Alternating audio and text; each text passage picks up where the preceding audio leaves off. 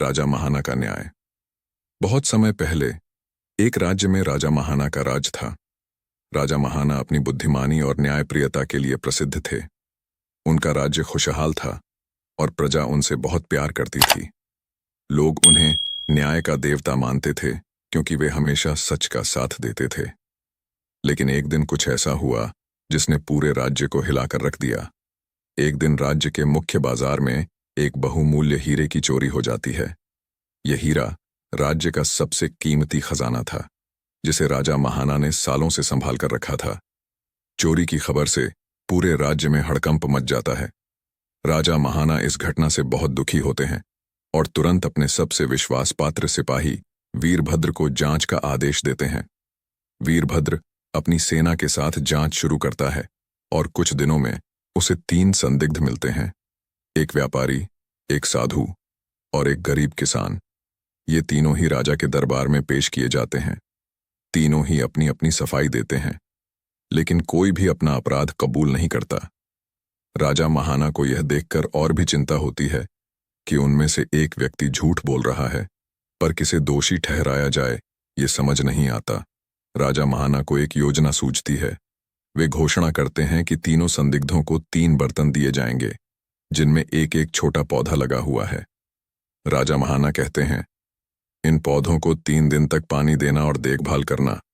3 दिन बाद जो पौधा सबसे बड़ा होगा वही दोषी को निर्दोष साबित करेगा। सभी तीनों संदिग्ध बर्तन लेकर अपने अपने घर लौट जाते हैं। दरबार में लोग उत्सुकता से सोचते हैं कि राजा ने यह अजीब निर्णय क्यों लिया। 3 दिन बाद सभी संदिग्ध वापस दरबार में पहुंचते हैं। व्यापारी का पौधा बहुत ही हरा भरा और बड़ा हो गया है। साधु का पौधा भी कुछ हद तक बढ़ गया है, लेकिन गरीब किसान का पौधा बिल्कुल भी नहीं बढ़ा है। राजा महाना देखते ही मुस्कुराते हैं और कहते हैं, चोर को पकड़ा जा चुका है। सब लोग हैरानी से देखते हैं कि राजा का इशारा किसकी ओर है। राजा व्यापारी की ओर इशारा करते हैं और उसे चोरी का दोषी ठहराते हैं। सभी लोग हैरानी से पूछते हैं कि राजा को यह कैसे पता चला कि चोर व्यापारी ही है।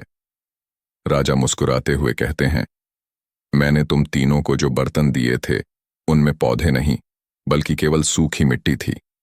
उनमें कोई भी पौधा नहीं उग सकता था। जो व्यक्ति सच्चा था उसके पौधे में कोई बदलाव नहीं हुआ, लेकिन चोर ने सबके सामने झूठा प्रमाण पेश करने के लिए किसी और पौधे को बढ़ाकर दिखा दिया। इसलिए यही असली चोर है। व्यापारी अपने घुटनों पर गिरकर अपने अपराध को स्वीकार कर लेता है। राजा महाना उसे उसकी सजा सुनाते हैं और राज्य का कीमती हीरा वापस पा लेते हैं। राज्य में सभी लोग राजा महाना की बुद्धिमानी और न्यायप्रियता की प्रशंसा करते हैं। गरीब किसान को राजा इनाम के रूप में सोने के सिक्के देते हैं और उसे इज्जत के साथ विदा करते हैं।